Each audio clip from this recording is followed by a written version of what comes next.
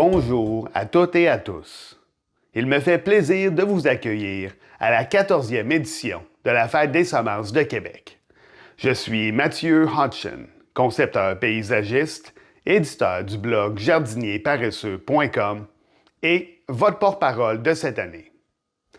La fête débute en virtuel du 25 février au 3 mars 2023 pour se terminer en présentiel les 4 et 5 mars 2023.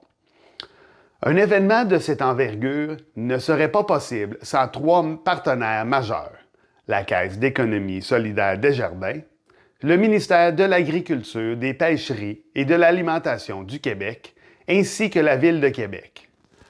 Afin de faciliter le déroulement de la séance, nous vous prions de bien vouloir noter vos questions et les poser lors de la période prévue à cet effet à la fin de la conférence. Sans plus tarder, je passe la parole à votre animateur ou animatrice bénévole et je vous souhaite une très belle présentation. Alors, bonjour à tous. Merci vraiment d'être présents aujourd'hui pour notre panel de discussion en lien avec un agroparc collectif pour les terres des Sœurs de la Charité. Alors, juste pour vous expliquer un petit peu comment est-ce qu'on va fonctionner pour l'heure qui s'en vient, je vais vous présenter rapidement la démarche qu'on a fait jusqu'à présent, où est-ce qu'on en est rendu, ainsi que le sujet qui va être discuté également durant le panel de discussion.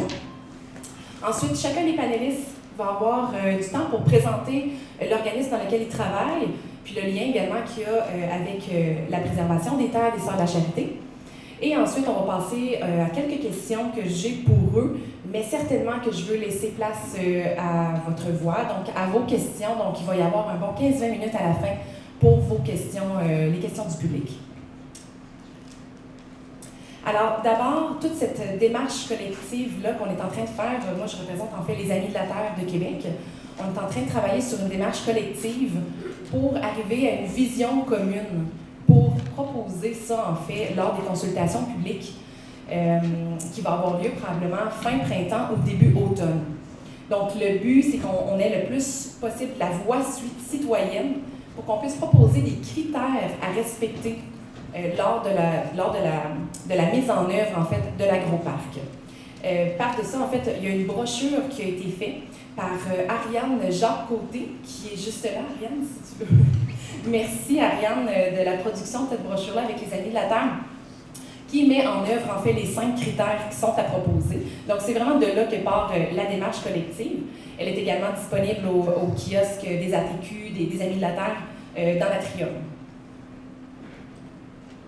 D'abord, le critère numéro 1, rapidement, c'est un projet qu'on veut qui respecte l'environnement, qui soit en symbiose également avec l'environnement. Je ne m'attendrai pas à tout le détail de chacun des critères, c'était vraiment pour vous présenter rapidement et en résumé, en fait, du critère. Le critère numéro 2, celui-ci propose un projet qui vise l'inclusion sociale.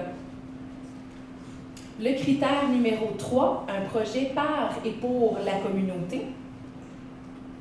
Le critère numéro 4, c'est un projet démocratique participatif et c'est ce dont le panel de discussion aura l'aspect en fait de la démocratie participative sera le sujet principal en fait du panel aujourd'hui. Et le dernier critère, donc on veut que le projet de l'agroparc respecte une vision éducative également. Donc, c'est en gros les 5 points importants que l'on désire apporter, en fait, lors des consultations publiques qui vont avoir lieu bientôt. Alors, en fait, je laisse la parole à notre première panéliste, Mme Christelle Fournier, qui est fondatrice et directrice de Fertile, qui est en accompagnement en permaculture. Eh bien, bonjour à toutes et tous. Je suis vraiment contente d'être là. Je voulais voir si on pouvait mettre mon... Ah, je ne vois pas la bouche. C'est pas grave. Donc voilà, en fait, dans ce cas-là, je vais changer de façon. Je peux me mettre un peu comme ça je verrai un peu. Je ne tourne pas le dos et en même temps je regarde. Donc voilà, en fait, je voulais vous proposer un point de vue un petit peu rapide sur la permaculture urbaine et éco-citoyenne au service de l'agroparc en Revenier. Tout d'abord, je vais prendre quelques secondes pour me présenter très rapidement. Donc, Christelle Fournier, je me considère comme permacultrice, facilitatrice en intelligence collective, éco-pédagogue et puis récente autrice d'un livre qui s'appelle Notre ville permaculturelle avec 11 autres expertes. Et puis voilà, réalisatrice aussi d'un balado sur la permaculture. Et puis, en deuxième lieu, je voulais vous présenter ce que j'appelle mes liens d'intérêt, c'est-à-dire avec quelle casquette finalement aujourd'hui je viens vous parler et finalement qu'est-ce qui va influencer mon discours. Donc, comme cela a été nommé, je suis fondatrice et directrice de l'entreprise Fertile. Je suis également écoféministe, ce qui veut dire que je viens avec ma casquette d'écoféministe. Et pour finir, je suis ce qu'on appelle multitransfuge social. Je suis migrante, comme vous pouvez l'entendre à mon accent, choisie, comme je le dis, et puis je suis...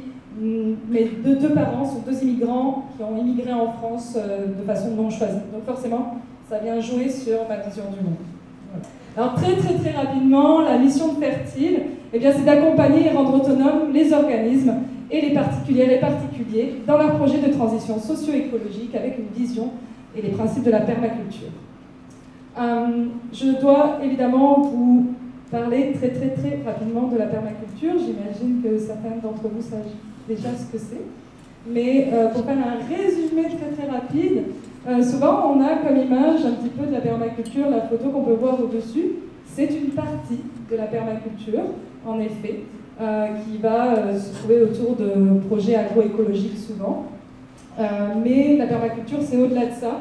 Donc c'est pour ça qu'on montre ces trois cercles qui représentent les principes éthiques de la permaculture, qui sont prendre soin de l'humain, prendre soin de la terre et partager de façon équitable. Alors il y a une grande différence entre égalité et équité, je souhaite le nommer, et nous faisons en permaculture de l'équité et pas de l'égalité. Je pense que le dessin représente bien la différence. Voilà. J'en arrive à notre sujet. Je voulais vous montrer quelques exemples de design permacole, à savoir qu'il y a une différence entre le mot permacole et permaculturel.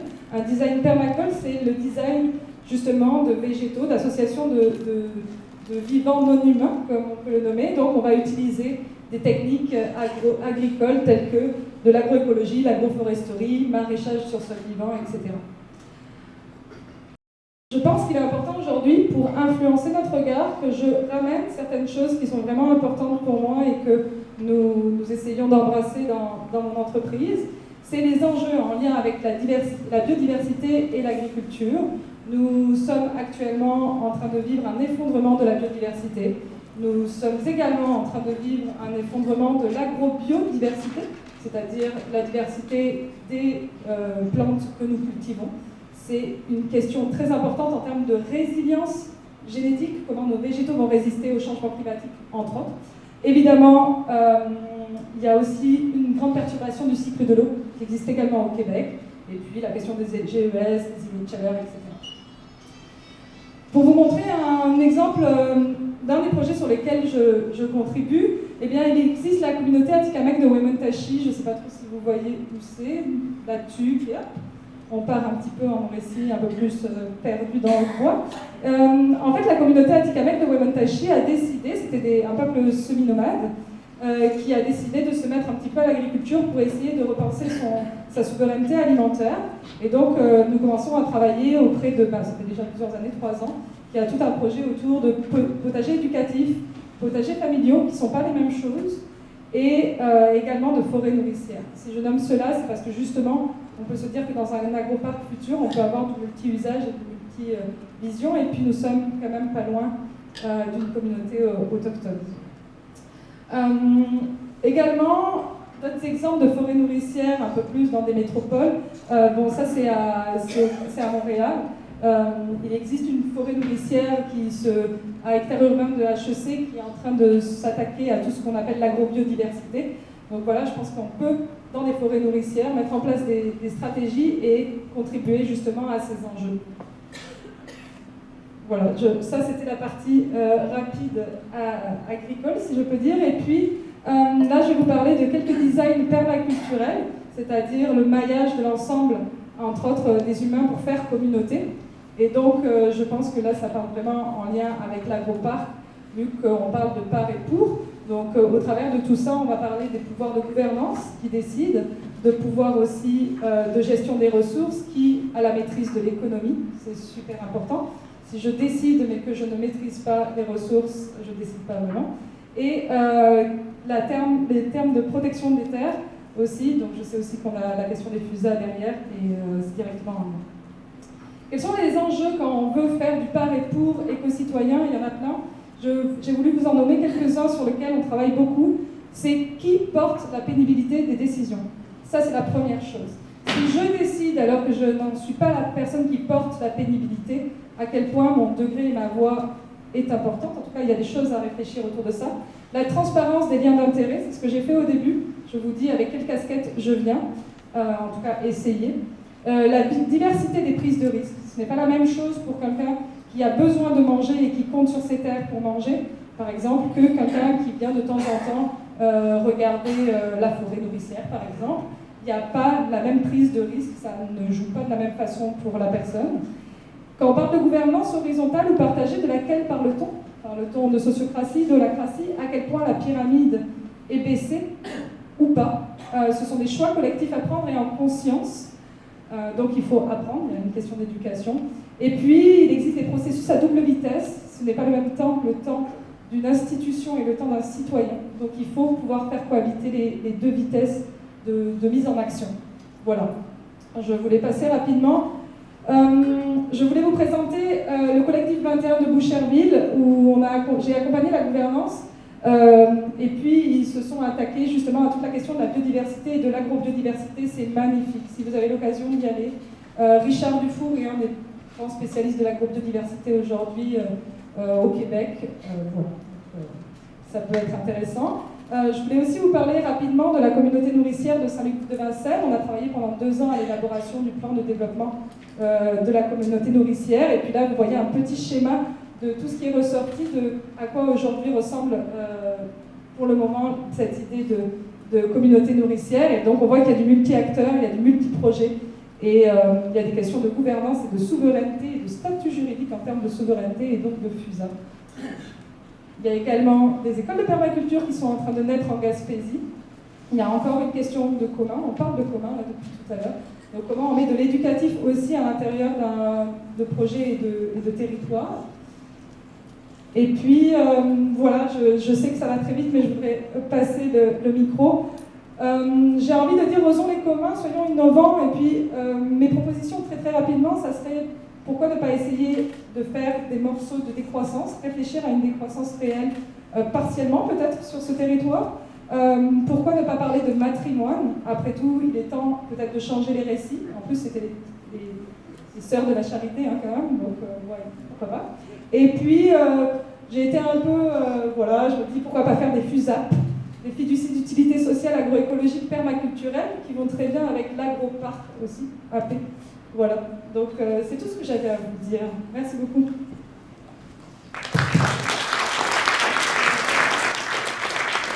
Merci infiniment, Christelle. Donc, on passerait maintenant au panéliste, M. Vincent Galarno, qui est directeur du créneau Système alimentaire de proximité chez Vivre en Ville.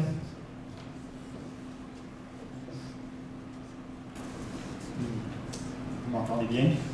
Oui, bonjour tout le monde. Merci à l'équipe d'organisation, vraiment, Karen, Laurent, tous ceux qui ont été impliqués. C'est toujours un plaisir de venir à la fête des semences pour jaser avec les semenciers, bien sûr, mais les jardiniers aussi. Je pense qu'on est à peu près tous jardiniers dans la salle. Alors, ma dernière conférence date de 2020, puis je parlais de comment construire une serre avec un abri tempo. On est dans un autre sujet un peu, mais tout aussi important, une autre échelle d'intervention qui demande l'intervention de pas mal plus d'acteurs et d'enjeux. Mais je pense qu'en ce sens-là, ça vaut la peine de s'y pencher et de prendre quelques temps pour y réfléchir. On sait que depuis que le gouvernement du Québec a acquis ces terres-là, je pense qu'on peut se permettre de rêver un peu plus concrètement qu'auparavant. On a été beaucoup dans une dynamique de lutte depuis quasiment une décennie. Là. Je pense qu'aujourd'hui, il faut se mettre dans une posture constructive et voir comment on peut apporter chacun notre contribution à ce projet-là. Quelques mots sur Vivre en Ville. Donc, Vivre en Ville, pour ceux qui ne connaîtraient pas l'organisation, essentiellement, on a été fondé en 1996. On est une organisation d'intérêt public. On travaille en aménagement du territoire. On essaie en fait de créer des milieux de vie de qualité un peu partout au Québec. Et ça, on le fait par différentes activités, Peut-être que vous avez vu certaines prises de position là, sur le tramway, des choses comme ça, mais la majorité de notre travail se fait plus, je vous dirais, en coulisses. On développe des outils, des publications, mais aussi beaucoup d'accompagnement communauté au Québec, communauté noticière notamment. Donc ça, c'est tout le bout de notre travail, mais notre implication, peut-être je vous donne quelques petites diapos, là, quelques exemples de production qu'on a fait, et puis peut-être certains d'entre vous ont eu l'occasion au fil des années de jeter un coup d'œil à notre travail sur les villes noticiaires, où on identifie un certain nombre d'ingrédients. C'est drôle, il y en a 5, hein, un peu comme les piliers que vous présentiez au début pour le projet. Donc c'est important de les avoir en tête quand même, je pense, à toute échelle où on intervient, à la fois travailler sur le territoire, les gens qui produisent, qui transforment, s'assurer une accessibilité pour tous, s'assurer aussi que les mangeurs ont les compétences, les connaissances nécessaires pour faire des bons choix au plan alimentaire, puis que les produits sont effectivement disponibles dans leur milieu. Et puis aussi, tout réfléchir à la circularité de notre économie aussi, pour réduire le gaspillage, améliorer l'accès via toute une série de mesures. Et au cœur de tout ça, la question de la gouvernance aussi, là, qui n'apparaît pas sur le schéma, mais qui est franchement importante, avec qui on le fait, comment on le fait. Je pense que Christelle a mentionné plusieurs points intéressants. Plus précisément, si vous voulez avoir une petite idée de notre travail, mais rapidement, vous pouvez aller voir les 3 capsules vidéo qu'on a fait sur les communautés noticières, qui sont disponibles sur notre site web. C'est des petits outils de 3 minutes, là, ça donne un bon aperçu des enjeux à prendre, des étapes à respecter. En termes plus spécifiquement sur le dossier des terres des Sœurs de la Charité, je pense que ma première implication c'était autour de 2008. De 2007-2008, à ce moment-là, la Ville de Québec commençait à prétendre à l'urbanisation de la partie sud des terres. Pour ceux qui se rappelleront, c'est une vingtaine d'hectares où était l'ancienne ferme SMA, Saint-Michel-Archange. Donc, il y a une volonté d'urbaniser ça pour en faire un parc technologique.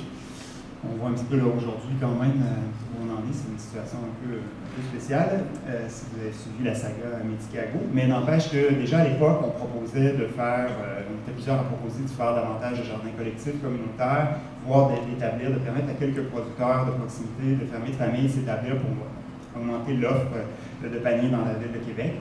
On n'était pas pris au sérieux à l'époque.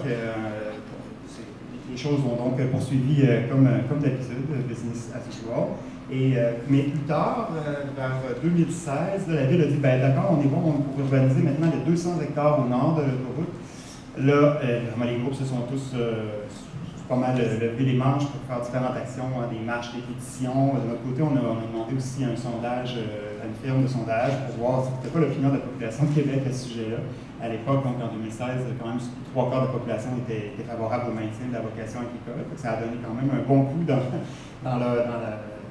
disons, le duel ou enfin ce qui se passait à ce moment-là dans l'espace public. J'ai aussi rédigé un petit texte, je vous ai mis un extrait ici, là, puis c'est pas pour me mettre en valeur ce qu'il faut, mais c'est simplement pour dire que cet appel-là, je pense que tout le monde y croyait, tout le monde voulait ça, un vaste projet d'aménagement participatif, inclusif. Et bien là, aujourd'hui, on peut dire qu'on est à peu près rendu là. Le travail est en cours, il y a toute une consultation qui a été mise en place avec plein de comités, une table de concertation. Évidemment, c'est certainement pas tout le monde qui est autour de la table. Et d'ailleurs, je tiens à dire, je parle en mon nom aujourd'hui, je ne parle pas du tout, même si je suis impliqué dans la démarche un peu, c'est vraiment à titre personnel que je suis là. Et donc, on voit que quand même, je voulais peut-être terminer juste avec cette petite note d'espoir que quand tout le monde se met au travail, ça peut faire une méchante bonne différence. Moi, après 2016, je me suis calmé un petit peu, j'ai eu un enfant, plein de gros dossiers, plein de projets, donc, mais la voix citoyenne a repris le flambeau, puis certains partis politiques aussi, donc vraiment, on voit qu'en soi, toute la saga ayant mené à l'acquisition de la terre, puis à l'agro-parc aujourd'hui, c'est le résultat d'un travail collectif déjà. Donc, ça met dans l'état d'esprit pour la suite. Mais il faut quand même rester vigilant. C'est pas parce que ça a été annoncé. Là, en ce moment, le contexte politique est favorable au niveau municipal, au niveau provincial. Mais on verra, puis je reviendrai tout à l'heure dans les enjeux un peu, mais c'est jamais une garantie absolue. Au moins, la terre est de propriété publique maintenant. Mais restons quand même vigilants pour s'assurer que le projet soit inclusif, qu'il soit bien intégré dans la trame urbaine et dans l'écosystème régional aussi. Et puis, qu'il soit exemplaire en termes des pratiques qui mettent d'avant, bien entendu. Et notamment que son statut de protection soit préservé et peut-être même renforcé ici. Je te passe la parole. Merci Vincent. Donc maintenant, je passe la parole à Mme Lucie Saint-Gelais. Oui,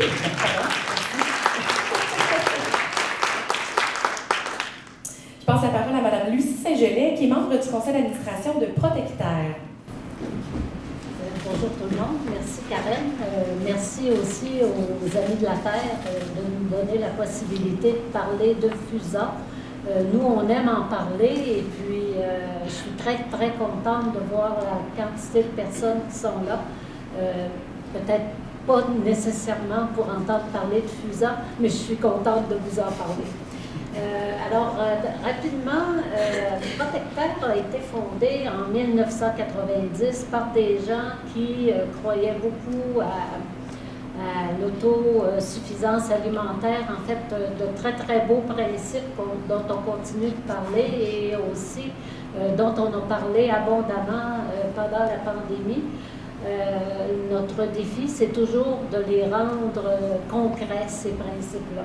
Alors, la première FUSA a été créée en 2010. Alors, de 1990 à 2010, les gens n'ont pas baissé les bras, ont continué de rêver à un monde meilleur et continué aussi de faire changer les lois, faire changer les règlements pour installer des FUSA au Québec.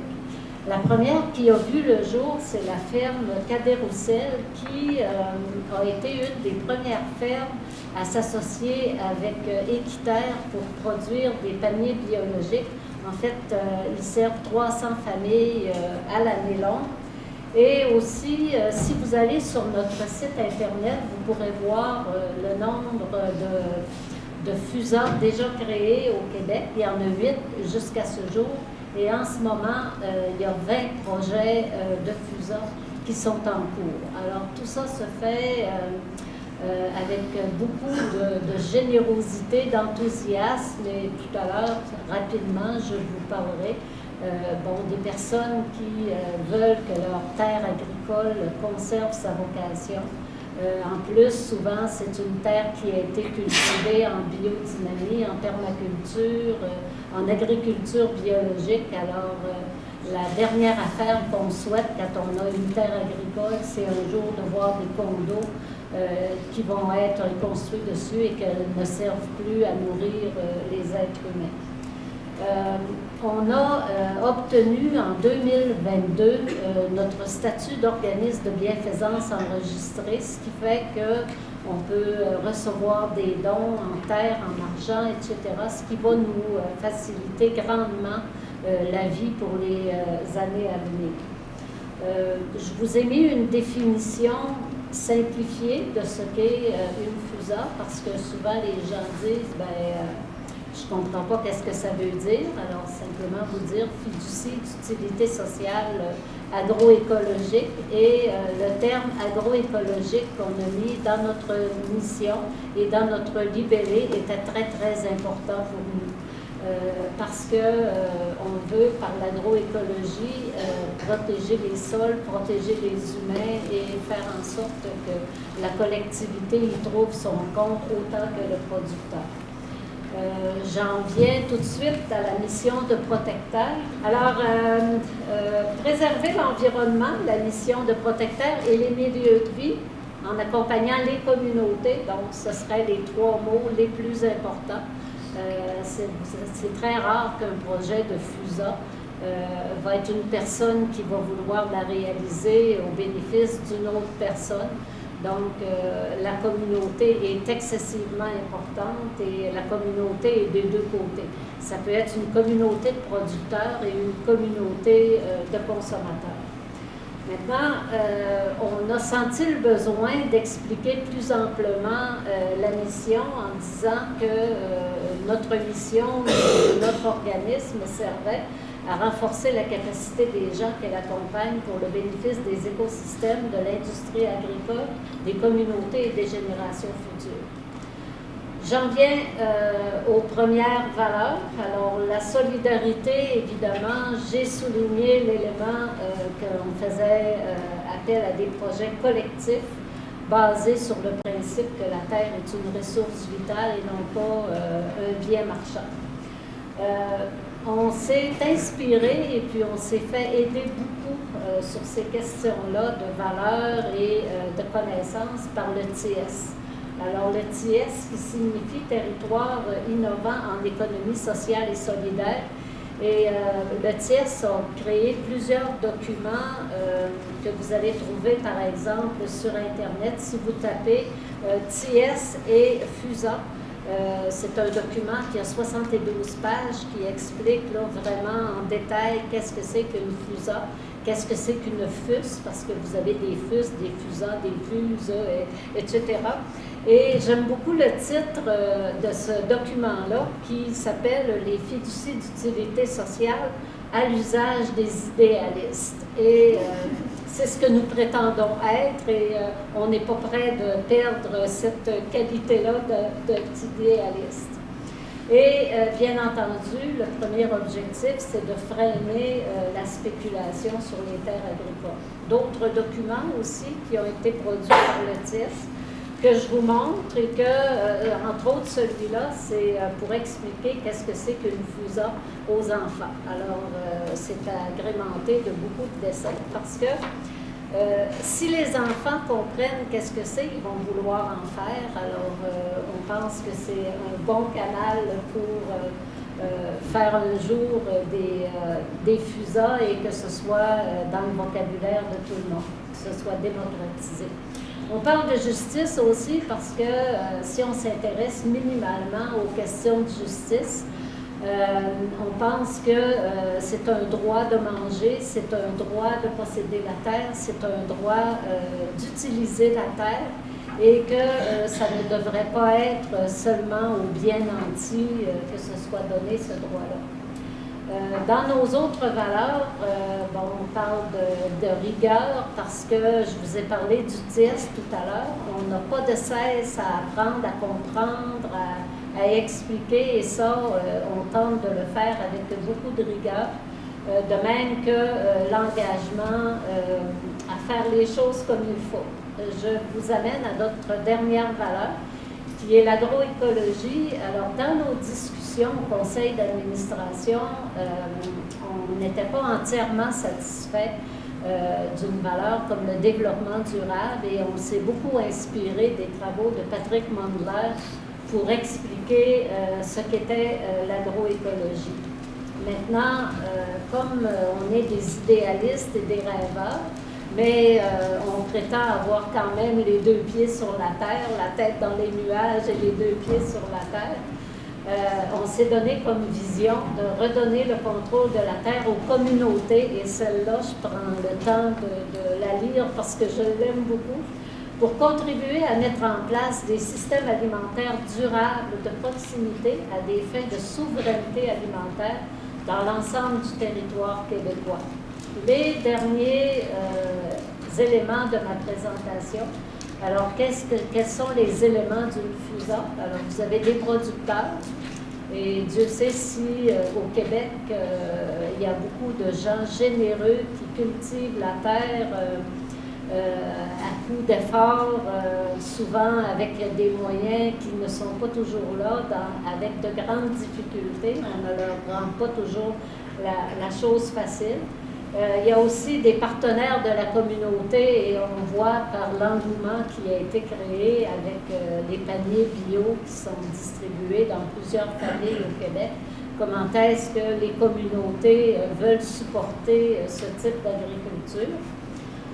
On a aussi comme troisième élément la fiducie d'utilité sociale qui est une entité légale pour préserver un patrimoine qui, ad vitam aeternam, la mission va être respectée. Et à notre avis, tout à l'heure, Vincent parlait qu'il y a les conditions sont favorables en ce moment à la fois au municipal et au provincial. Mais si un jour on avait des gouvernements différents ou qu'on avait quelqu'un qui ne pensait pas comme le ministre de l'Agriculture actuel, ben moi, en tout cas, je serais inquiète aussi longtemps que je n'aurai pas toutes les protections possibles pour les terres des Sœurs de la Charité. J'ai vécu ça tristement quand on a vu un promoteur immobilier acheter les terres. J'ai été un petit peu soulagée quand il les a rétrocédés. Je file un peu mieux encore depuis que le gouvernement du Québec les a achetés, mais je n'arrêterai pas d'espérer et puis de vouloir ce qu'il y a de mieux pour notre communauté. Alors, ça compléterait ma présentation. Le dernier document, c'est à la fois tout le cycle qui est fait lors de la création d'une FUSA. Et ça, vous allez pouvoir le voir aussi sur notre site Internet. Merci beaucoup. Merci.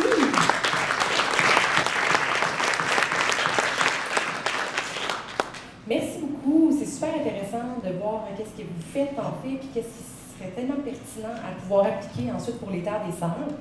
Donc, je vais vous poser une question, puis je pense qu'on va déjà aller après la question du public. J'imagine que vous avez des questions également pour nos panélistes. Donc, la question qui est dans le feu, le vif du sujet, je dirais, quel est selon vous et votre expertise le ou les plus grands enjeux face à l'élaboration d'un projet collectif pour l'avenir des terres des Sœurs de la Charité?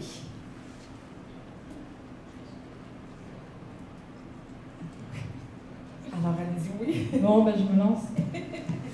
Il y en a plusieurs. La question de la protection de la terre est, à mes yeux, assez urgente, bizarrement, mais le temps municipal, comme je disais, il y a 2 vitesses, mais là, il y en a même 3, je ne sais plus. Mais quelques années, c'est rien, ça peut changer. Il y a beaucoup de transformations sociales.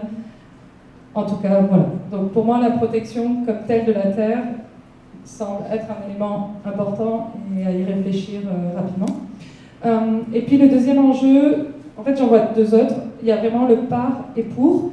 Et puis la question aussi, pour moi une FUSA, ce n'est pas la protection d'une gouvernance partagée. Dans le sens que c'est une protection de la terre, il y a une intention de tout ce que j'entends de gouvernance partagée derrière. Mais il va falloir faire attention aussi que FUSA ne veut pas dire que ce soit les fiduciaires, donc ceux qui représentent la fiducie, qui décident tout. Il faut bien... Voilà. Donc ça, c'est un des petits enjeux sur la gouvernance, mais cet enjeu-là, il est partout. En ce moment, c'est le gouvernement. Qu'est-ce que le par et pour? En fait, on n'est pas éduqué à la gouvernance partagée, on n'est pas éduqué à la question démocratique horizontale, disons. Il y a des systèmes différents, il en existe plein. Et donc il y a tout un enjeu de à la fois éduquer et en même temps choisir, se tromper, pouvoir rechoisir et changer encore. Et voilà, donc ça serait un petit peu ce que je vois en premier. Merci beaucoup, très intéressant, effectivement. C'est pas concerté avant, mais quand même plusieurs points communs à ce que je voulais amener.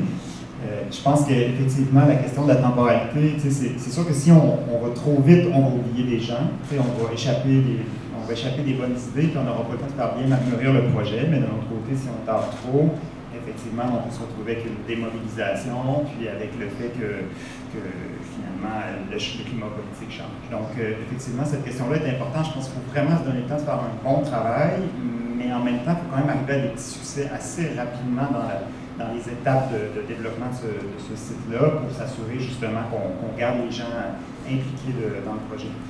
La question de la gouvernance partagée, effectivement, je ne crois pas qu'il n'y a pas beaucoup d'exemples au Québec où on a fait des projets de cette envergure-là en essayant vraiment d'impliquer une aussi grande diversité de parties prenantes. Là. Il y a 6 comités thématiques en ce moment, une table de concertation, une mobilisation citoyenne en parallèle. Donc on voit comment tenir compte de tous ces intérêts, mais aussi bénéficier de toutes ces compétences, de tous ces réseaux complémentaires, sans tomber non plus dans une guerre de pouvoir de qui va avoir le plus gros lot dans le paquet, dans le site. Donc, il y a tout ce défi-là.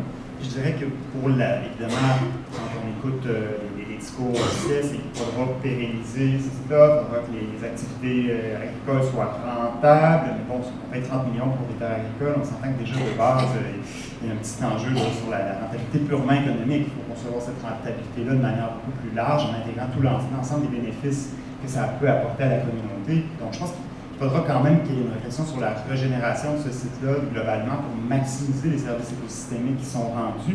Et ça va demander des compromis, parce que si on veut cultiver de façon plus traditionnelle versus aller plus vers une agroforesterie, une agroécologie, voire des milieux naturels dans lesquels éventuellement il pourrait y avoir certaines récoltes de produits forestiers non ligneux, par exemple. Donc, ce sera vraiment un juste équilibre. Et je pense qu'il faut questionner vraiment la vocation fondamentale notamment au sein de la ville, en regard de tout ce qui se fait déjà, pour pas non plus cannibaliser d'autres initiatives qui existent et puis entrer en compétition directe avec les producteurs de l'île d'Orléans ou de la côte de Beaupré, alors qu'on est dans un contexte qui sera absolument favorisé, je veux dire, avec des conditions un peu inégales quelque part. C'est à prendre en compte dans un souci de justice tel que tu l'as dit. Absolument, merci beaucoup. Et pour vous aussi. Oui, mais en fait, j'aurais pu dire la même chose, puis j'aurais été fière de moi, là.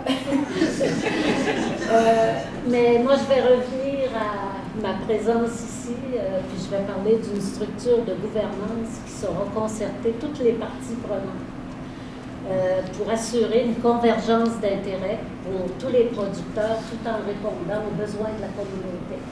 Alors, comme tu disais, Vincent, avant de penser à la rentabilité, si les gens qui entourent les terres des Sœurs de la Charité n'ont pas besoin de prendre leur voiture pour aller chercher 3 feuilles de salade, ben, c'est déjà un premier point. Maintenant, ça ne se calcule pas en rendement, en rentabilité, d'avoir des produits sains, d'avoir des produits nourrissants accessibles.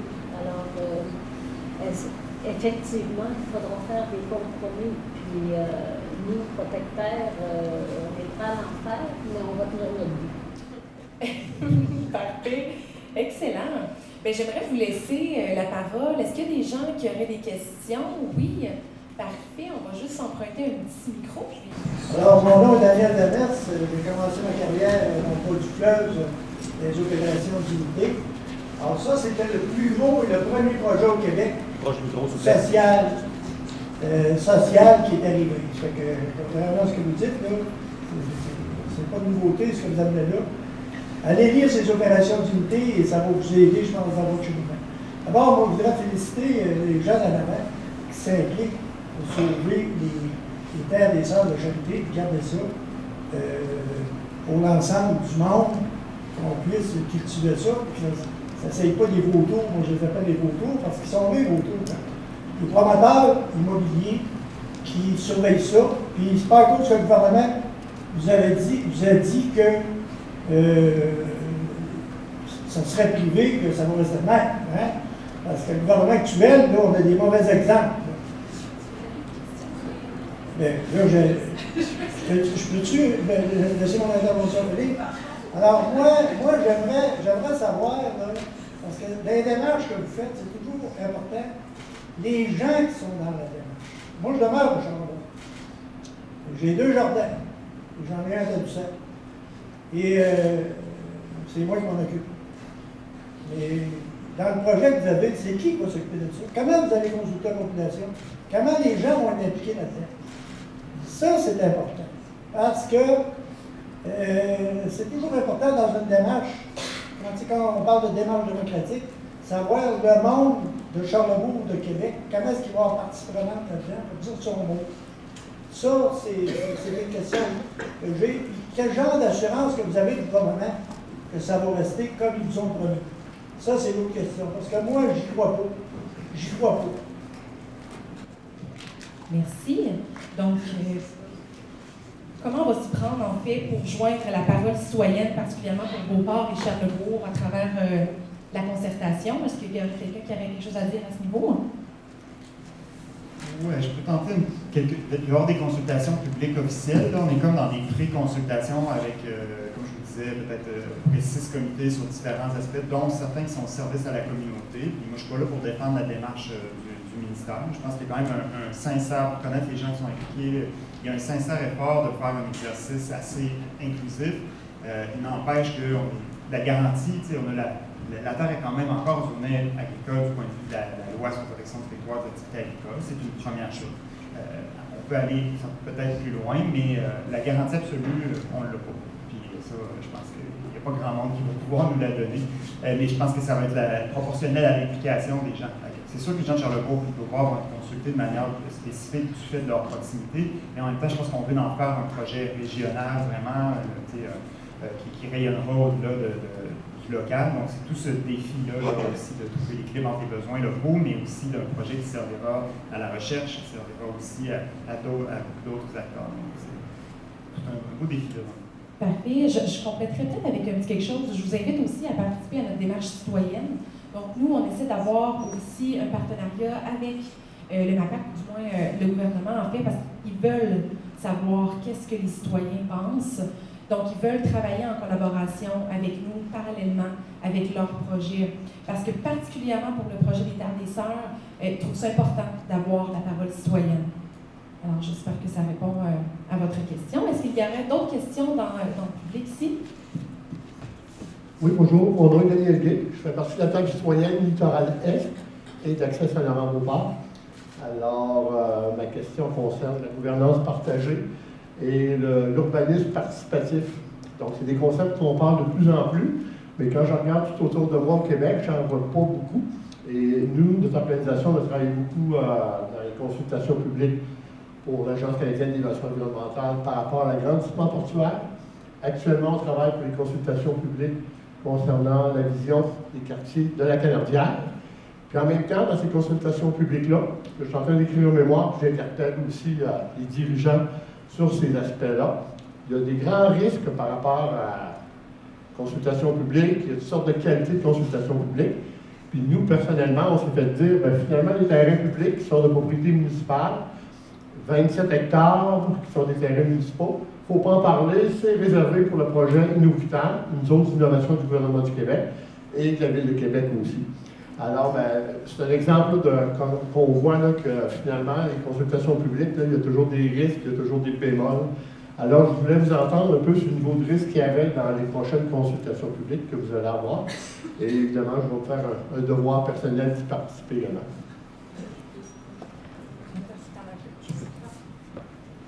On fait un petit jeu de micro. Merci beaucoup. Je ne sais pas si on s'est déjà rencontrés parce que, en fait, je suis membre du CA des Amis du Champ des Possibles. Donc, je ne sais pas trop pour celles et ceux qui connaissent. Les Amis du Champ des Possibles, c'est une friche urbaine qui a été protégée. C'est 5000 m², hein, on n'est pas sur les mêmes enjeux de territoire, mais au centre de Montréal pour préserver la biodiversité, une des biodiversités urbaines. Bref, pourquoi je nomme ça? Parce que je sais qu'on a été en lien un petit peu avec le littoral pour parler de tout ça. Donc oui, il y a des momentum politiques. On a joué sur un momentum politique. À l'époque, je n'étais pas là, c'était il y a 12-13 ans. Et puis, on est arrivé à innover, on va dire, parce qu'on est arrivé à créer un système de cogestion. Donc aujourd'hui, l'arrondissement ne peut pas bypasser les Amis du Champ des Possibles pour prendre des décisions. C'est une petite protection qui est quand même fragile parce que pour plein de raisons. Donc ça, c'était juste pour la partie, j'ai l'impression que c'est du pas à pas, chacun va y arriver un peu comme il veut. Nous, on fait ça pourquoi? Parce qu'on veut que des groupes comme le vôtre puissent dire, mais vous avez vu, à côté, il se passe comme ça, et puis sur l'encogestion, ça marche super bien. Non, ça marche pas super bien, mais ça marche. Voilà. Et puis, en termes de gouvernance partagée, moi, c'est vraiment mon bébé et mon dada. Je pense que la conceptualisation citoyenne, puis ça va faire un peu du pouce sur ce que monsieur dit aussi, ça peut être un piège. C'est-à-dire, on peut dire, bah, vous voyez, on a consulté des gens, ils ont dit des trucs, et puis on a nos jolies statistiques. Il y a 53% qui ont dit oui, ça, on ne sait pas. Et le par et pour, ça peut être quelque chose de beaucoup plus profond. Et en fait, c'est vraiment un jeu. En fait, j'ai vraiment envie de vous inviter, en tant qu'éco-citoyen, à prendre votre place. En fait. Là, c'est à vous, quoi. Il y a eu la lutte pour la protection des terres, en tout cas partielle, on va dire. Et maintenant, il y a en fait, le par et pour sera à la hauteur de l'implication des citoyens. Moi, j'ajouterais que tous les forums sont utiles. Allez dans vos conseils de quartier. À chaque fois que vous entendez parler d'une rencontre ou d'une consultation publique, préparez des mémoires, préparez tout ce qu'il faut pour vous faire entendre, parce que nous, c'est ce qu'on a l'intention de faire. On ne laissera pas passer le bateau sans le faire arrêter là, une couple de fois au moins. Et les consultations publiques vont venir, en fait, bientôt. Donc, selon leur démarche, en fait, ça viendrait peut-être à la fin du printemps ou début automne, selon comment les tables de concertation vont, en fait, avec l'évolution des sujets. Est-ce qu'il y avait quelque chose à rajouter, pardon? Oui, je pense que c'est important qu'on en parle de ce sujet-là. Je pense que c'était le cœur aussi qu'on voulait comment travailler un projet collectif. Tu sais, la première chose, on fait certains de nos projets à Vivre-en-Ville où justement on prend le temps de s'asseoir. D'une part, on n'a pas un rôle de médiateur, mais je pense que c'est important de comprendre tout de même la posture de l'autre devant soi. C'est quoi, lui, ses contraintes, ses obligations, ses objectifs, ses outils, puis faire la même chose pour soi. Donc en tant que citoyen, c'est bien comprendre quand même la posture d'un employé municipal pour qu'il devienne votre allié, pour qu'il devienne votre champion qui va porter le dossier à l'interne. C'est vrai avec les élus aussi. Donc, c'est tout cet exercice-là, et là, c'est plus complexe que ça parce qu'il faut aussi comprendre la posture, les chercheurs, qu'est-ce qu'ils ont besoin, eux autres, pour être capables de documenter le projet, puis de s'assurer qu'on va dans le bon sens, et puis rectifier en cours de route. La posture des producteurs aussi, qui disent hey, vous allez nous faire compétition, mais oui, mais regardez réalistement ce qui va être produit sur cette terre-là, puis où on va les acheminer. Concrètement, est-ce que ça va vraiment vous poser compétition? Si oui, ben parlons-en. Mais bref, ce temps-là, il est nécessaire pour s'apprivoiser, comprendre le langage et les outils de chacun. C'est évident. Est-ce que je peux juste compléter en termes d'indicateurs, bon, après là, on est dans le cœur de mon métier, là. Mais pour des petits indicateurs en tant que citoyen, ce que je dirais, c'est que j'observerai quels sont les outils de mobilisation de l'intelligence collective qui ont été mis en place. Et quand je parle d'outils de mobilisation de l'intelligence collective, on ne les connaît pas en général, mais il y a des questions de comment on fait la prise de décision. Est-ce qu'on utilise la gestion par consentement pour prendre une décision? Je sais que vous n'êtes pas forcément familier avec ce genre de concept, mais ça, voilà, en fait, on a des indicateurs comme ça qu'on peut vraiment regarder. Ça ne garantit jamais rien, mais on va dire que ça penche d'un côté. Quand on fait de la consultation, à quel point on vient avec une liste de questions et puis vous êtes oui, non, non, oui, ou à quel point vous êtes partie prenante, ce sont des questions ouvertes, vous avez le droit de revenir, vous avez le droit de discuter avec les autres. Enfin, c'est plein de choses qu'on va regarder dans les dynamiques de groupe, en fait. Mais, voilà. Super intéressant, merci. Est-ce que ça répond? J'espère que ça répond bien à votre question. Excellent. Il y avait d'autres questions. Les mains se lèvent. Monsieur, ici, en avant, vous êtes le prochain. Hein. Bonjour, on entend bien, c'est bon. Mathieu Vallée, je suis conseiller de développement collectif puis finissant en gestion de projet en agriculture urbaine au CISEP de Victoriaville. Ma question, Vincent, tu l'as effleuré un petit peu tout à l'heure, mais au-delà de la production alimentaire, les retombées qu'on peut espérer autour de ce projet-là, surtout du point de vue social, est-ce qu'on peut en dresser un petit portrait rapidement de ce que ça peut générer comme retombées en agroparc, et puis comment, si vous avez des pistes un peu pour les quantifier, ces retombées-là, justement, dans une logique un peu économique. Une question facile, mais si vous avez quelque chose, je serais bien curieux.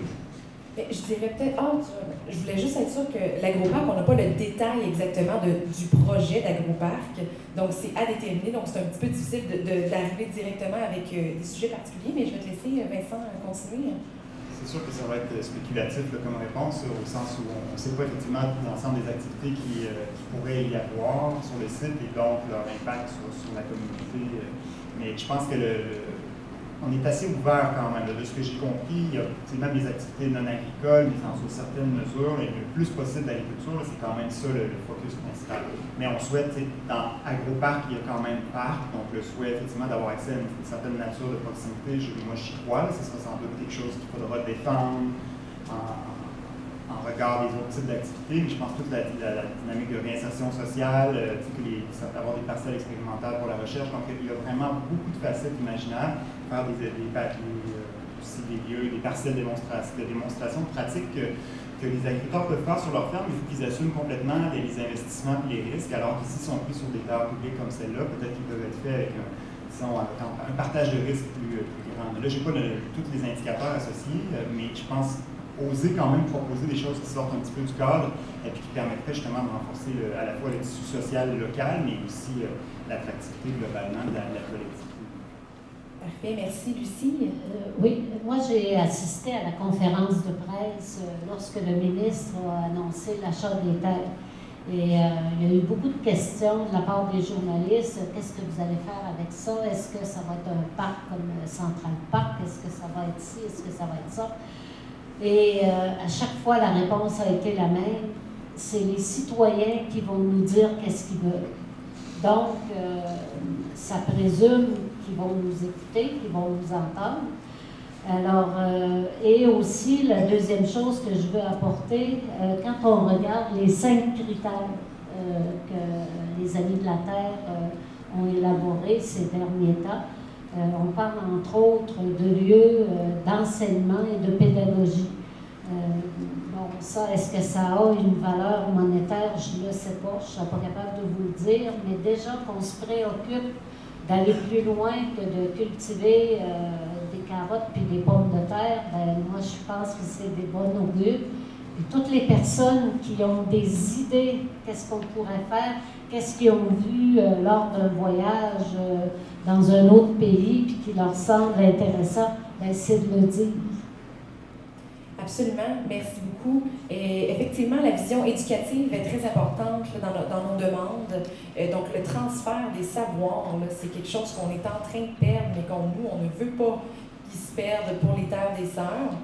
Alors, excellent point, merci beaucoup. On avait une question ici pour monsieur en avant, qui ça fait deux fois, oui, pardon, que je lui avais dit que c'était le prochain. Merci, Laurent, de courir dans les escaliers. Alors, moi, je suis citoyen de Québec, Charlevoix, de Langamache, et puis je vois ces terres-là depuis longtemps, je trouve ça tellement beau. Je suis tellement content aussi qu'il n'y a pas de tombeau là-dessus, puis plein de trucs avec des chars de luxe partout. Là. Bon, ça va demeurer une terre. Avant, ça c'est mon impression, avant que s'installe quelque chose là, peut-être qu'on aurait le temps d'avoir une forêt urbaine, mais c'est pas grave, ça sera joli aussi. Mais ma question est, ces terres-là sont-elles fertiles en ce moment? Parce que moi, j'ai vu du maïs se cultiver là-dessus, peut-être même de la luzerne, j'ai vu un paquet de trucs que je ne comprenais pas, je ne savais pas ce que c'était. Ça a été cultivé, ça a été ramassé. Quel est l'état de ces terres-là en ce moment? Puis, au fait, la résidence des sœurs, ça va finir en RPA où ils vont jeter ça à terre. Avez-vous une connaissance de ça? Qu'est-ce qui va se passer avec ça? C'est sûr que là, c'est assez précis comme question. J'ai eu toutefois l'information, je veux juste dire, j'ai eu toutefois l'information qui se cultivait soit le maïs sur le soya, dernièrement, que les terres sont en location pour le moment. Toutefois, avec le monument, je ne saurais quoi vous dire, mais c'est quelque chose qu'on pourrait peut-être se renseigner pour savoir qu'est-ce qu'il y en est. Je crois que Ariane aurait quelque chose à dire. Là, c'est pas prévu que je participe, mais c'était juste un petit élément de réponse qui m'a été donné par l'équipe du MAPAC lors de notre rencontre bilatérale. Puis c'est qu'il va y avoir des analyses de sol qui vont être faites. Dans le fond, ça implique que ça n'a pas été déjà fait. Donc, c'est dans les plans du MAPAC de faire ça prochainement. Là. Donc, analyse de sol à venir pour éventuellement projeter vers un projet en lien avec l'avenir ou peut-être de retravailler en fait le sol pour être sûr d'avoir une certaine richesse de nutriments là, pour pouvoir la cultiver par la suite. Merci. Est-ce qu'il y avait d'autres questions? Oh, il y avait monsieur, oui. Ariane, parfait, oui. Je me demande si ça serait peut-être une bonne idée que quelqu'un prépare, parce qu'on va consulter les citoyens.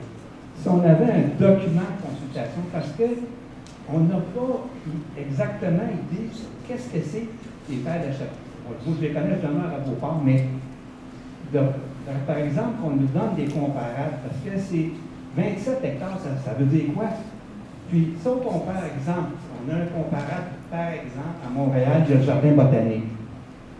Alors, c'en est un, c'est pas un agroparc, mais c'est un genre de parc éducatif sur la botanique. Alors, c'est quoi la dimension du jardin botanique? Puis là, lui, on a un modèle en plus. Le jardin botanique, il y a des gens qui sont payés, qui travaillent là. Est-ce que ce modèle-là s'applique? Autrement dit, parce qu'on va consulter les citoyens sans qu'on sache exactement c'est quoi au juste qu'il faut faire, qu'est-ce qu'on peut faire, est-ce qu'il y a des exemples ailleurs.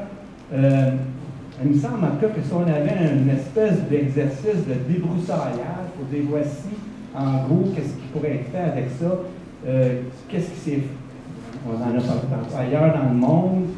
Ben là, au moins, les citoyens arriveraient. Parce que là, quelqu'un peut dire, moi, je veux faire ça, mais là, ils vont dire, oui, mais parce que ça ne marche pas, on ne peut pas faire juste ça avec cet immense terrain-là. Bref, il me semble que là, on parle de tout ça, c'est comme morcelé, mais rien d'organisé pour dire, mais on va consulter les citoyens à partir de. On va vous aider un peu à vous expliquer sur quoi vous allez vous prononcer. Merci. J'aurais juste, selon mes connaissances, en fait, normalement, avant la séance consultative des citoyens, il y a toujours une séance d'information à la base qui est offerte au public. Donc, les gens nous informent de ce sur quoi ils vont travailler, ce sur quoi il va y avoir place, en fait, aux mémoires et aux commentaires. Mais est-ce que... Moi, ce que je pense, puis je lance le message, là, si jamais il y a quelqu'un qui peut l'amener au ministère, mais c'est d'utiliser la formule BAP. Alors, la formule BAP, c'est qu'on fait un document d'information et on explique qu'est-ce qu'il y a. Est-ce que c'est des terres de 300 hectares, de 200, de 50? Quelle est la nature du sol? Quelle est la géologie? Quel est l'environnement? Et après ça, on dit aux gens, qu'est-ce que vous voulez qu'on fasse avec ça? Moi, c'est ce que je pense qui va arriver. Puis le BAP, c'est un organisme gouvernemental. Alors, le ministère de l'Agriculture aurait tout lieu de se faire aider par le BAP.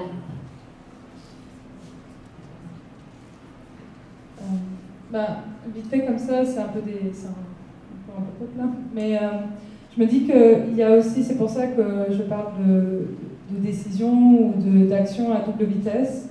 Je pense qu'appréhender une terre aussi grande pour des citoyens, en fait, il faut la vivre un peu.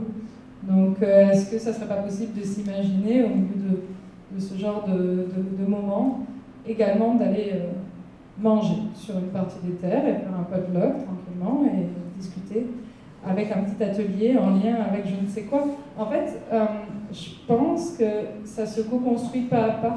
Et donc, il y a toute une partie où il va y avoir un rapport à la rencontre avec la terre, à la compréhension. En tout cas, moi, ça serait un des chemins que je prendrais. Le côté très macro, le design macro du lieu, je pense qu'en effet, il doit émerger, mais après ce genre de temps d'appropriation d'un lieu et d'une terre et d'une compréhension un peu commune. Voilà. J'allais dire, quand même, commencer par lire la petite brochure des Amis de la Terre, ça fait un bon petit... Merci, Vincent. Effectivement, on parle de l'histoire des terres, puis aussi de ce que sont les terres des Sorts de la Charité dans la brochure. Puis, il y a aussi le fait que la prochaine étape de notre démarche participative, ça va être de faire un portrait des terres des Sorts de la Charité, de la communauté qui l'entoure, puis du système alimentaire dans lequel cet agroparc-là va s'insérer. Donc, le portrait, après ça, va être diffusé. Donc, ça va pouvoir servir de base pour les consultations publiques. Il nous reste à peine 3 minutes, donc j'ai juste une question qui est possible. Désolé pour les autres. Si vous avez d'autres questions, ça serait de transmettre par courriel ou un commentaire, quoi que ce soit. Bonjour, moi je ne poserai pas vraiment de questions. J'ai peut-être quelques éléments de réponse généraux pour les interrogations qu'on a ici, à commencer par les miennes. Mon nom est Claire Binette, je suis du collectif Voix citoyenne. On a été très très impliqués dans la mobilisation et dans tout ce qui a précédé les étapes qui vous ont amené maintenant. Je fais partie de la table de concertation dont Vincent parlait tantôt. Et pour ce que j'ai compris de l'attitude à la fois du ministre, pour me référer aux propos de Lucie, je ne dirais pas qu'ils sont partis d'une page blanche, mais pas loin, parce qu'ils se sont fait tellement dire qu'ils nous imposent là-bas des affaires, qu'ils ont dit OK, on va vous écouter. Alors là, ils ont créé 6 comités thématiques pour réfléchir à différentes recommandations selon les enjeux qui ont été identifiés. Et ils ont créé une table de concertation qui va recevoir ces recommandations-là, dont je fais partie avec d'autres. Il y a entre autres quelqu'un du comité conseil de quartier de Charlebourg, par exemple. Et donc, on va nous envoyer ces recommandations-là pour avoir nos réactions. Et par la suite, ils vont préparer un document de consultation qui va probablement intégrer les éléments du portrait dont Ariane parlait et d'autres choses. Et aussi des exemples d'initiatives qui se sont faites ailleurs. Par exemple, dans le document de travail qu'on nous a acheminé, il y avait un peu de documentation sur des initiatives qui sont faites en Europe et aux États-Unis. Alors, oui, il y a une préoccupation de documenter, d'essayer de voir venir, mais aussi, comme le document de consultation, on nous a dit qu'on nous le soumettrait avant la consultation. Ça ne veut pas dire que tout ce qu'on va dire, ça va être retenu. Mais déjà, on a le mot à dire, et je pense que si j'avais une recommandation à vous faire, là, puis je vais aller dans le sens de ce que d'autres ont dit, étant donné qu'on part de loin, dans le sens qu'on va dans un chemin qui n'est absolument pas balisé, on va dans une initiative de création de quelque chose qui n'existe pas. Alors, soyez imaginatifs, soyez créatifs, soyez surtout très structurés, soyez documentés, soyez très appuyés dans vos propositions, dans vos préoccupations.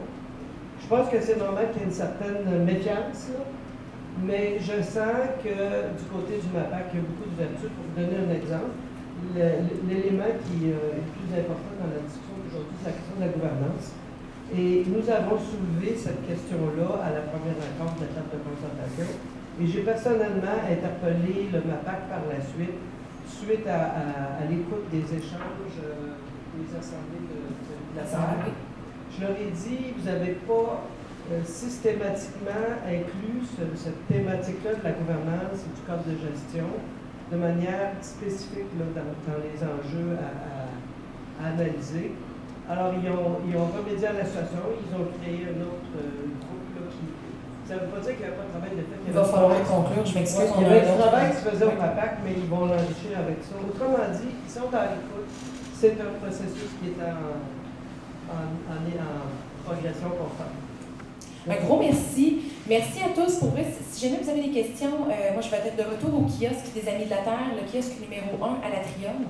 On vous invite à venir soit vous procurer la brochure pour être au courant un petit peu plus sur les terres des Sœurs de la Charité, mais également pour vous inscrire à la liste d'envoi des activités qu'on va faire, des avancements de notre démarche ou des avancements des consultations publiques aussi. Vous pouvez juste inscrire votre courriel pour vous inscrire à cette liste d'envoi. Merci infiniment à nos panélistes. Un gros merci.